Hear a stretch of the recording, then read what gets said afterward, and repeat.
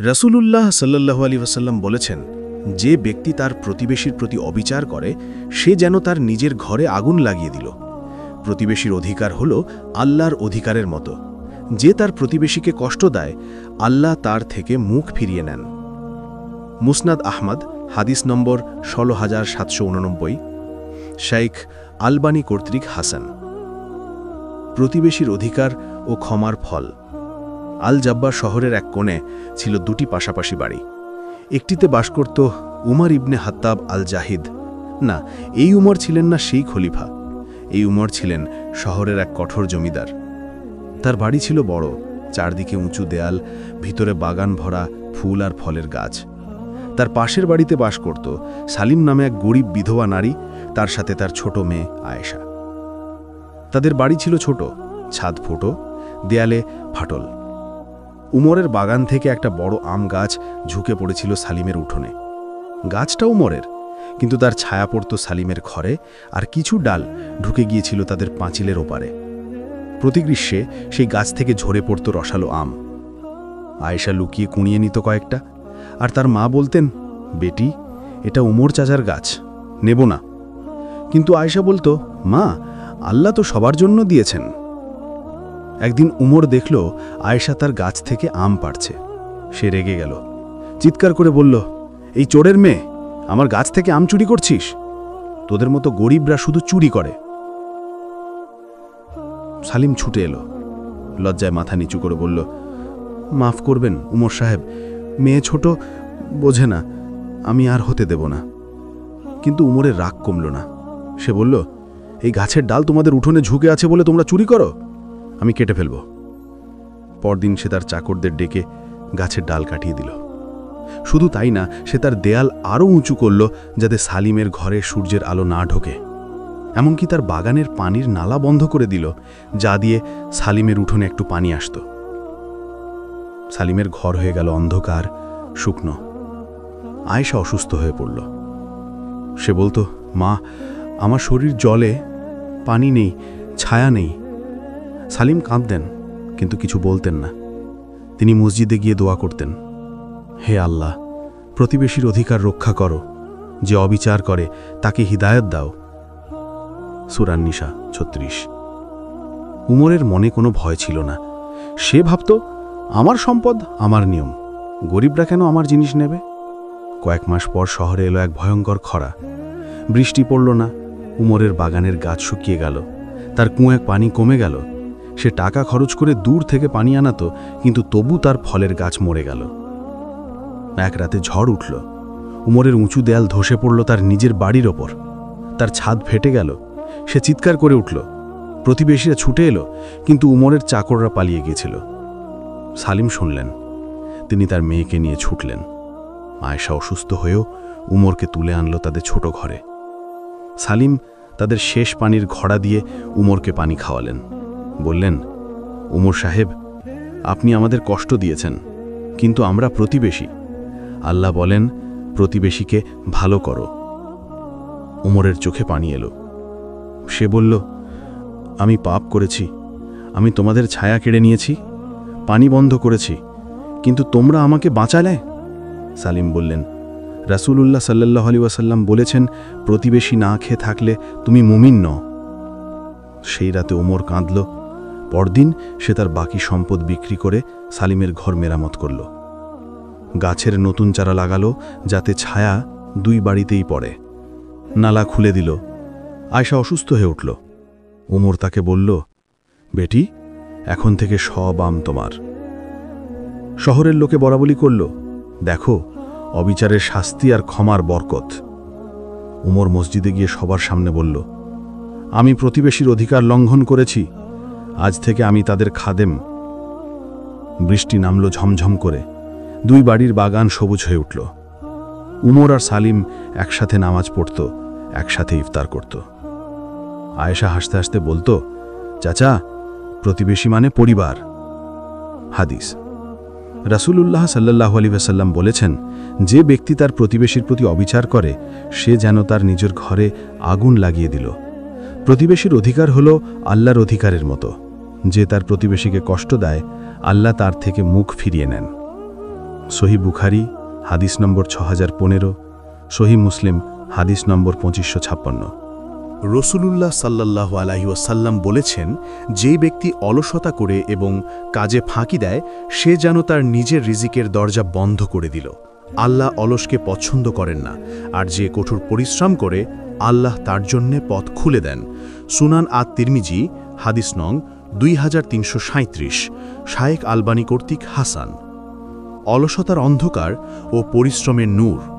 আল জাব্বার শহরের বাইরে একটা ছোট্ট গ্রামে বাস করত জাফর ইবনে আলী নামে এক যুবক। সে ছিল গ্রামের সবচেয়ে সুন্দর চেহারার ছেলে, কিন্তু তার হাতে ছিল না কোনো কাজের ছাপ। সকালে সে ঘুম থেকে উঠত দুপুরে, তারপর বসে বসে আকাশের দিকে তাকিয়ে থাকত। তার বাবা আব্দুর রহিম ছিলেন কৃষক। প্রতিদিন ভোরে উঠে খেতে যেতেন। জাফরকে বলতেন, বাবা এসো আমার সাথে, পরিশ্রম করলে আল্লাহ বরকত দেন। কোরআন বলে, মানুষ যা পরিশ্রম করে তাই পায়। সূরা আন-নাজম 39 নম্বর আয়াত। কিন্তু জাফর হাসত, বলতো, বাবা আমি কেন কষ্ট করব? আল্লাহ তো দয়াময়, তিনি দেবেন। সে গ্রামের ছেলেদের সাথে বসে গল্প করত, চা খেত, আর স্বপ্ন দেখত একদিন সে ধনী হবে বিনা পরিশ্রমে। গ্রামে তার চাচাতো ভাই বাস করত হামজা। হামজা ছিল জাফরের বিপরীত। সে ভোরে উঠে মসজিদে ফজর পড়ত, তারপর খেতে যেত, লোহার কাজ করত, বাজারে বেচত। তার হাতে ছিল কড়া, চোখে ছিল আলো।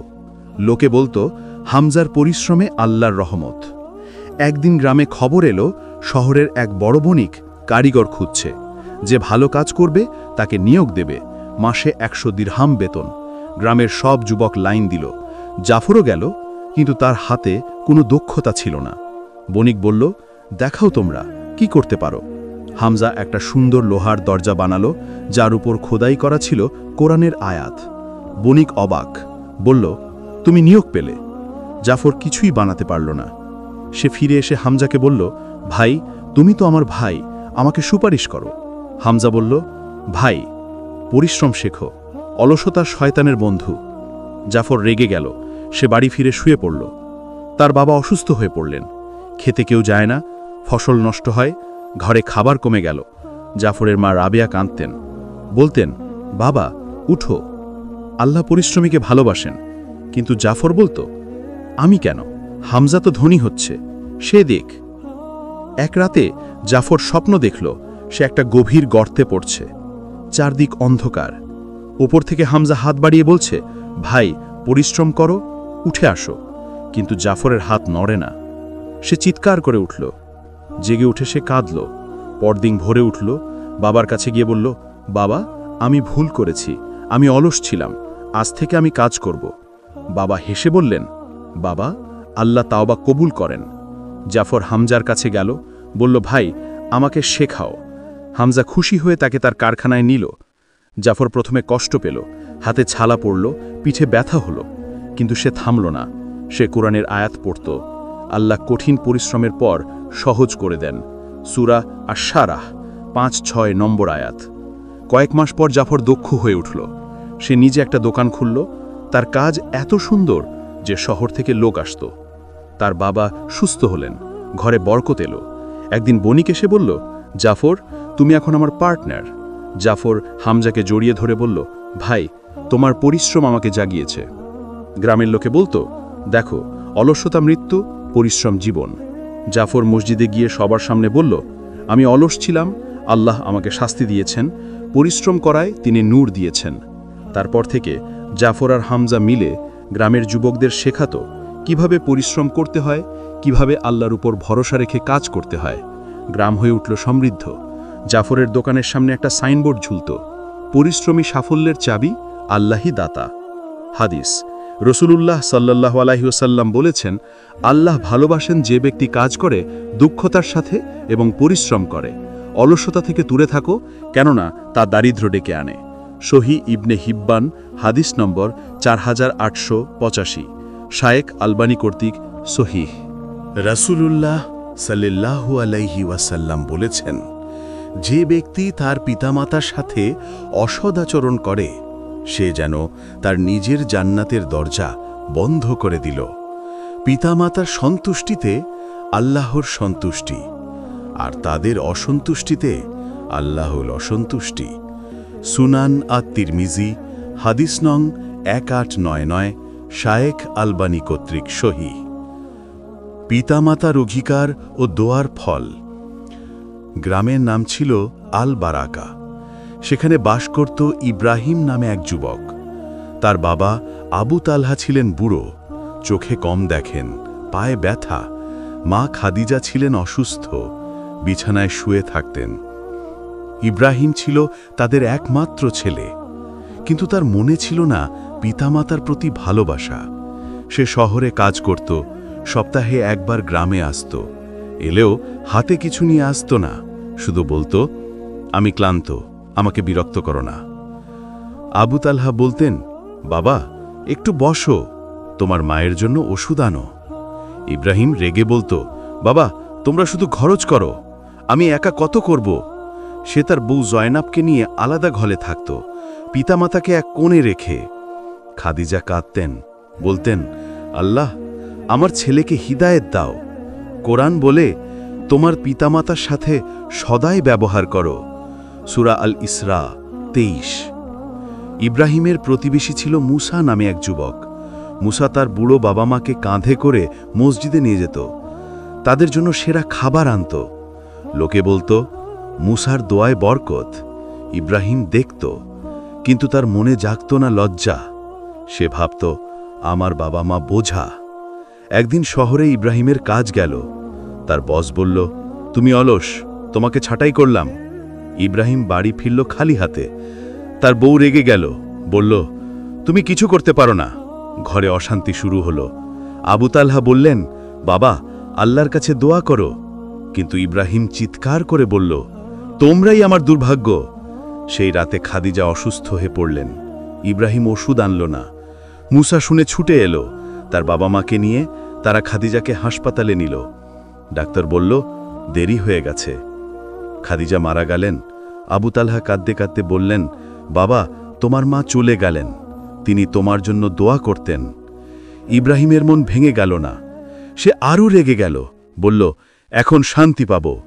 কিন্তু তার স্বপ্নে এলেন তার মা, বললেন, বাবা পিতামাতার অধিকার আদায় করো, নইলে জাহান্নামের আগুন। ইব্রাহিম জেগে উঠল ঘামে ভিজে। পরদিন সে আবু তালহার পায়ে ধরে কাঁদল, বলল, বাবা আমি পাপী, আমি তোমাদের কষ্ট দিয়েছি, মাফ করো। আবু তালহা জড়িয়ে ধরে বললেন, বাবা আল্লাহ ক্ষমাশীলী। ইব্রাহিম তার বাবাকে কাঁধে করে নিয়ে গেল মসজিদে। তাদের জন্য নতুন ঘর বানালো, সেরা খাবার আনল। সে নতুন কাজ খুঁজল, পরিশ্রম করল। মুসা তাকে সাহায্য করল। কয়েক মাস পর ইব্রাহিমের কাজ হলো শহরে একটা বড় দোকানে। তার ঘরে বরকত এলো। একদিন আবু তালহা বললেন, বাবা তোমার মায়ের দোয়া কবুল হয়েছে। ইব্রাহিম মসজিদে গিয়ে সবার সামনে বলল, আমি পিতামাতার সাথে খারাপ করেছি, আল্লাহ আমাকে শাস্তি দিয়েছেন, এখন আমি তাদের খাদেম। গ্রামের ছেলেরা শিখল, পিতামাতার সেবা জান্নাতের চাবি। ইব্রাহিমের বাবা দোয়া করতেন, হে আল্লাহ আমার ছেলেকে জান্নাত দাও। আর ইব্রাহিম হাসত, বলতো, বাবা তোমার সন্তুষ্টিতে আমার জান্নাত। হাদিস, রাসূলুল্লাহ সাল্লাল্লাহু আলাইহি ওয়াসাল্লাম বলেছেন, পিতামাতার পায়ের নিচে সন্তানের জান্নাত। যে তাদের সন্তুষ্ট করে, আল্লাহ তার জন্য জান্নাতের দরজা খুলে দেন। সহিহ ইবনে মাজা, হাদিস নং 2782, শায়েখ আলবানী কর্তৃক সহিহ। রাসূলুল্লাহ সাল্লাল্লাহু আলাইহি ওয়াসাল্লাম বলেছেন, যে ব্যক্তি গীবত করে সে যেন তার ভাইয়ের গোশত খেয়ে ফেলে মৃত অবস্থায়। গীবত হল জাহান্নামের একটা সিঁড়ি। আর যে গীবত থেকে দূরে থাকে, আল্লাহ তার জন্য জান্নাতের পথ সহজ করেন।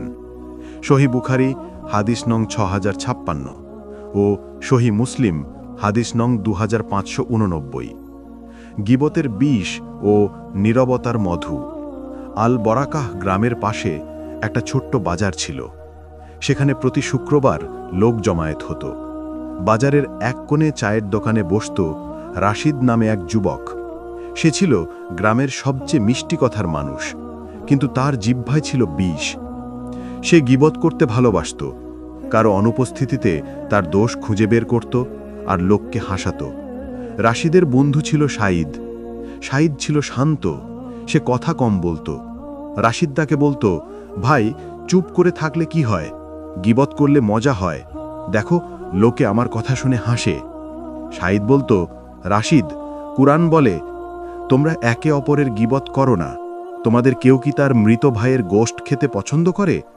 সূরা আল হুজুরাত 12। কিন্তু রাশিদ হাসত, বলতো, এ তো ছোট কথা, কেউ শুনলে কি হবে। একদিন বাজারে এলো গ্রামের এক ধনী ব্যবসায়ী ফারুক। তার কাছে ছিল নতুন দোকান, সোনার মতো সম্পদ। রাশিদ দেখল, তার মনে জাগল ঈর্ষা। চায়ের দোকানে বসে সে বলতে লাগলো, দেখো ফারুককে, সে তো চোর, তার টাকা হারাম, আমি শুনেছি সে লোককে ধোঁকা দেয়। লোকে হাসল, কথা ছড়িয়ে পড়ল। ফারুকের দোকানে ক্রেতা কমে গেল। সে অবাক হয়ে ভাবল, কেন লোকে আমাকে এড়িয়ে চলছে? রাশিদের গীবত ছড়াতে লাগলো আরও। সে তার প্রতিবেশী আমিনার গীবত করল, বলল সে তো অলস, তার ঘর নোংরা। আমিনা শুনে কাঁদল, তার ছেলে অসুস্থ হয়ে পড়ল। এক রাতে রাশিদের স্বপ্নে এলেন রাসূলুল্লাহ সাল্লাল্লাহু আলাইহি ওয়াসাল্লাম। তিনি বললেন, রাশিদ, তোমার জিহ্বা আগুন, গীবত করে তুমি নিজের আমল পোড়াচ্ছ। রাশিদ জেগে উঠল ঘামে ভিজে, কিন্তু সে ভাবল, স্বপ্ন তো স্বপ্ন। পরদিন বাজারে ফারুক এসে রাশিদকে ধরল, বলল, তুমি আমার গীবত করেছ, তোমার কথায় আমার ব্যবসা নষ্ট। রাশিদ অস্বীকার তুলল, কিন্তু লোকে সাক্ষী দিল। ফারুক রেগে তার দোকান থেকে রাশিদকে বের করে দিল। গ্রামে খবর ছড়ালো, রাশিদ গীবতকারী। লোকে তাকে এড়িয়ে চলতে লাগল।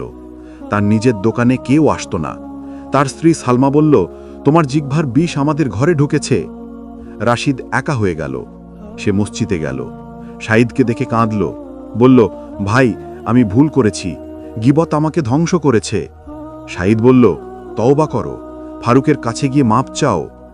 রাশিদ ফারুকের কাছে গেল, মাটিতে মাথা ঠেকিয়ে বলল, ভাই আমি গীবত করেছি, আমি মিথ্যে বলেছি, মাপ করো। ফারুকের চোখে পানি এলো। সে বলল, আল্লাহ মাফ করুন, আমি তোমাকে ক্ষমা করলাম। রাশিদ আমিনার কাছেও গেল, ক্ষমা চাইল। তারপর মসজিদে সবার সামনে দাঁড়ালো, বলল, আমি গীবতকারী ছিলাম, আজ থেকে আমি নীরব থাকব যদি ভালো কথা না বলতে পারি। কয়েক মাস পর রাশিদ বদলে গেল। সে ভালো কথা বলতো, লোককে সাহায্য করত। তার দোকানে আবার লোক আসতে লাগলো। ফারুক তার পার্টনার হলো। গ্রামে শান্তি ফিরল। শাহিদ বলল, দেখো গীবত বিষ, নীরবতা মধু। রাশিদ হেসে বলল, জিহ্বা রক্ষা করলে জান্নাত পাওয়া যায়। গ্রামের ছেলেরা শিখল, গীবত থেকে দূরে থাকো, জিহ্বাকে পাহারা দাও। হাদিস, রাসূলুল্লাহ সাল্লাল্লাহু আলাইহি ওয়াসাল্লাম বলেছেন, মুসলিমের জন্য গীবত হারাম, তার রক্ত, সম্পদ এবং সম্মানের মতো। যে গীবত করে তার নামাজ কবুল হয় না যতক্ষণ না সে ক্ষমা না চায়। সুনান আবু দাউদ, হাদিস নং 4880, শাইখ আলবানী কর্তৃক সহিহ। রাসূলুল্লাহ সাল্লাল্লাহু আলাইহি ওয়াসাল্লাম বলেছেন, যে ব্যক্তি রিয়া করে, লোক দেখানো আমল করে, আল্লাহ কিয়ামতের দিন তার আমলকে ছাইয়ে পরিণত করবেন। রিয়া হলো শিরকের একটা অংশ, আর যে খাঁটি নিয়তে আমল করে, আল্লাহ তার জন্য জান্নাতের দরজা খুলে দেন। সুনান ইবনে মাজা, হাদিস নাম্বার 3985, শাইখ আলবানী কর্তৃক হাসান। রিয়ার ছায়া ও ইখলাসের আলো। আল বারাকা গ্রাম থেকে কিছুটা দূরে একটা পাহাড়ি এলাকায় ছিল আল ইখলাস নামে একটা ছোট্ট গ্রাম। সেখানে বাস করত কাসিম নামে এক যুবক। সে ছিল গ্রামের সবচেয়ে ধার্মিক দেখতে মানুষ। প্রতি ফজরে মসজিদে প্রথমে যেত, উঁচু গলায় কোরআন পড়ত, দান করত লোকের সামনে। লোকে বলতো যে কাসিম তো ওলি, তার নামাজ দেখলে মন ভরে যায়। কিন্তু কাসিমের মনে ছিল লোকে প্রশংসা। সে ভাবত, লোকে আমাকে সম্মান করবে, আমি বড় হব। কাসিমের বন্ধু ছিল তাহির। তাহির ছিল শান্ত। সে নামাজ পড়ত একা ঘরে, দান করত গোপনে। কাসিম তাকে বলতো, ভাই লোক দেখানো দরকার, তাহলে লোকে অনুসরণ করবে। তাহির বলতো, কাসিম, কোরআন বলে, যারা তাদের আমল লোক দেখানোর জন্য করে, তাদের প্রতিদান আমি ছাইয়ে পরিণত করব। সূরা আল ফুরকান 23। কিন্তু কাসিম হাসত, বলতো, আমি তো ভালো করি, লোকে দেখলে কি ক্ষতি। একদিন গ্রামে এলো এক দরিদ্র পরিবার। তাদের ঘর পুড়ে গিয়েছে, খাবার নেই। গ্রামের লোকে দান সংগ্রহ করল। কাসিম সবার সামনে দাঁড়িয়ে বলল, আমি 500 দিরহাম দিচ্ছি। লোকে তালি দিল, বলল, কাসিম মহান। কিন্তু তার পকেটে ছিল না এত টাকা। সে ঋণ নিয়ে দিল শুধু প্রশংসা পাবার জন্যে। তাহির গোপনে তার সঞ্চয়ে সব টাকা দিল, কাউকে বলল না। কয়েক মাস পর গ্রামে খরা এলো, ফসল নষ্ট হলো। কাসিমের ঋণ বাড়ল, তার দোকান বন্ধ হয়ে গেল। লোকে তার কথা ভুলে গেল। সে মসজিদে গেল, কিন্তু এখন কেউ তার দিকে তাকায় না। তার নামাজে মন বসে না, সে একা বসে কাঁদল। এক রাতে স্বপ্নে দেখল কিয়ামতের ময়দান। তার আমলনামা খোলা হলো, কিন্তু সব ছাই। ফেরেশতা বলল, এ তো রিয়ার ছাই। কাসিম চিৎকার করে উঠল। জেগে উঠে সে তাহিরের কাছে গেল। কেঁদে কেঁদে বলল, ভাই, আমি রিয়াকারী, আমার আমল নষ্ট। তাহির বলল, তওবা করো, ইখলাস শেখো, আমল শুধু আল্লাহর জন্য। কাসিম তার ঋণ শোধ করল পরিশ্রম করে। সে নামাজ পড়তে লাগলো গোপনে, দান করল লোক না জেনে। প্রথমে কষ্ট হলো, কিন্তু তার মনে শান্তি এলো। একদিন গ্রামে আবার দুর্যোগ এলো, বন্যা। কাসিম গোপনে রাতে লোকদের ঘরে খাবার পৌঁছে দিল। কেউ জানল না, কিন্তু আল্লাহ জানলেন। বন্যার পর তার ক্ষেতে অলৌকিক ফসল হলো। লোকে অবাক। তাহির বলল, দেখো, ইখলাসের ফল। কাসিম মসজিদে গিয়ে সবার সামনে বলল, আমি রিয়া করতাম, আল্লাহ আমাকে শাস্তি দিয়েছেন। এখন আমি ইখলাসের পথে। আমল লোকের জন্য নয়, আল্লাহর জন্য। গ্রামের লোকে শিখল রিয়া ছাই, ইখলাস সোনা। কাসিম আর তাহির মিলে যুবকদের শেখাত কিভাবে খাঁটি নিয়তে আমল করতে হয়। গ্রাম হয়ে উঠল ইখলাসের আলোয় ভরা। হাদিস শেষে রাসূলুল্লাহ সাল্লাল্লাহু আলাইহি ওয়াসাল্লাম বলেছেন, আমলের মূল হল নিয়ত। যে লোক দেখানোর জন্য আমল করে তার প্রতিদান লোকের কাছে, আর যে আল্লাহর জন্য করে তার প্রতিদান আল্লাহ দেন। সহি বুখারী হাদিস নাম্বার 1, সহি মুসলিম হাদিস নাম্বার 1907। রাসূলুল্লাহ সাল্লাল্লাহু আলাইহি ওয়াসাল্লাম বলেছেন, যে ব্যক্তি তার প্রতিশোধ নেয় না এবং ক্ষমা করে, আল্লাহ তার সম্মান বাড়িয়ে দেন। ক্ষমা হলো মুমিনের অলংকার, আর প্রতিশোধ হলো শয়তানির অস্ত্র। যে ক্ষমা করে, আল্লাহ তাকে জান্নাতের উঁচু মাকাম দেন। সুনান আত-তিরমিজি হাদিস নং 2101, শাইখ আলবানী কর্তৃক সহি। প্রতিশোধের আগুন ও ক্ষমার বৃষ্টি। আল ইখলাস গ্রামের কাছে একটা ঘন জঙ্গল ছিল। সেখানে বাস করত আদিল নামে এক যুবক। সে ছিল গ্রামের সবচেয়ে শক্তিশালী শিকারী। তার হাতে তীর ধনুক ছিল অপ্রতিরোধ্য, চোখে ছিল আগুন, কিন্তু তার হৃদয়ে ছিল প্রতিশোধের বিষ। যে তার সাথে খারাপ করত, সে তার থেকে প্রতিশোধ নিত। গ্রামের লোকে বলতো, আদিলকে রাগিও না, সে ভুলে না। আদিলের সবচেয়ে কাছের বন্ধু ছিল নাদিম। নাদিম ছিল শান্ত, সে ক্ষমা করতে ভালোবাসত। আদিল তাকে বলতো, ভাই, ক্ষমা করলে লোকে পায়ে মারায়, প্রতিশোধ নিলে সম্মান থাকে। নাদিম বলতো, আদিল, কোরআন বলে, যারা রাগ সংবরণ করে এবং মানুষকে ক্ষমা করে, আল্লাহ সৎকর্মশীলদের ভালোবাসেন। সূরা আল ইমরান 134।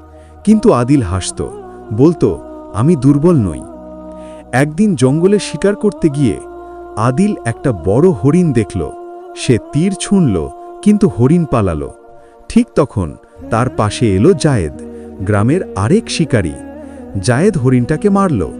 আদিল রেগে গেল, বলল, এটা আমার শিকার ছিল। জায়েদ বলল, জঙ্গল সবার। কিন্তু আদিলের মনে আগুন জ্বলল। সে ভাবল, আমি প্রতিশোধ নেব। রাতে আদিল গোপনে জায়েদের ঘরে আগুন লাগিয়ে দিল। জায়েদের ঘর পুড়ে ছাই। তার পরিবার রাস্তায় দাঁড়িয়ে কাঁদল। গ্রামে হইচই পড়ে গেল। লোকে সন্দেহ করল আদিলকে, কিন্তু প্রমাণ ছিল না। জায়েদ জানত, কিন্তু সে চুপ রইল। আদিল খুশি হল, বলল, দেখো, প্রতিশোধ নিলে শান্তি পাওয়া যায়। কিন্তু তার ঘুম হারাম হয়ে গেল। স্বপ্নে সে দেখল জাহান্নামের আগুন তার চারদিকে। কয়েক মাস পর গ্রামে বন্যা এলো। আদিলের ঘর ভেসে গেল। তার সব অস্ত্র সম্পদ নদীতে মিশে গেল। সে রাস্তায় দাঁড়িয়ে কাঁদল। লোকে সাহায্য করল না, কারণ তারা জানত তার পাপ। জায়েদ শুনল। সে তার পরিবার নিয়ে ছুটে এলো। আদিলকে তুলে তার ঘরে নিল, খাবার দিল, কাপড় দিল। আদিল অবাক হয়ে বলল, তুমি আমার ঘর পোড়ালে, তবু আমাকে বাঁচালে? জায়েদ বলল, আমি ক্ষমা করেছি, আল্লাহ ক্ষমাকারীদের ভালোবাসেন। আদিলের চোখে পানি এলো। সে জায়েদের পায়ে ধরে বলল, ভাই, আমি পাপ করেছি, আমি প্রতিশোধ নিয়েছি, মাফ করো। জায়েদ জড়িয়ে ধরে বলল, আল্লাহ মাফ করুন, আমি তো অনেক আগেই ক্ষমা করেছি। সেই দিন থেকে আদিল বদলে গেল। সে গ্রামে গিয়ে সবার সামনে দাঁড়ালো, বলল, আমি প্রতিশোধের আগুনে পুড়েছি, জায়েদের ক্ষমার বৃষ্টিতে বেঁচেছি। সে জায়েদের ঘর নতুন করে বানিয়ে দিল। নাদিম এসে বলল, দেখো, ক্ষমা শক্তি, প্রতিশোধ দুর্বলতা। আদিল হেসে বলল, এখন থেকে আমি ক্ষমার শিকারী।